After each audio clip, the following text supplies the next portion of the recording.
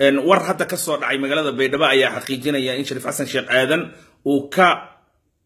tanaasulay iskana casilay xilkii madaxweynenimada Koonfur Galbeed ee kana baxay tartanka doorashada Koonfur Galbeed oo 17 bishan dhici doonta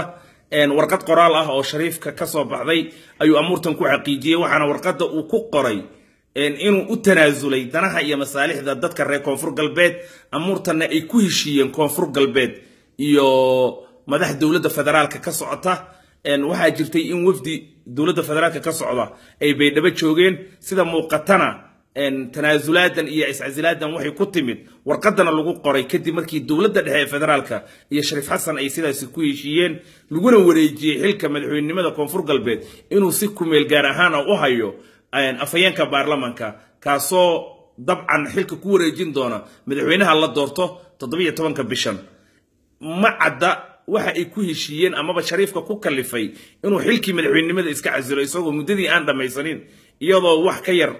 2 isbuucun ay doorashada ka dhiman tahay balse waa la ogaan doonaa waxaana muuqata in is-afgarad uu jiro dhaxmaray Shariifka iyo dawladda dhexe federaalka amuurtan waxay soo afjaraysaa khilaafkii u dhaxeeyay Koonfur Galbeed gaar ahaan Shariif Xasan iyo dawladda dhexe federaalka sidoo kale waxay baal cusub oo siyaasadeed u furaysaa ishaysadkii iyo khilaafkii ka dhaxeeyay golaha iskaashiga dawlad goboleedyada iyo dawladda dhexe federaalka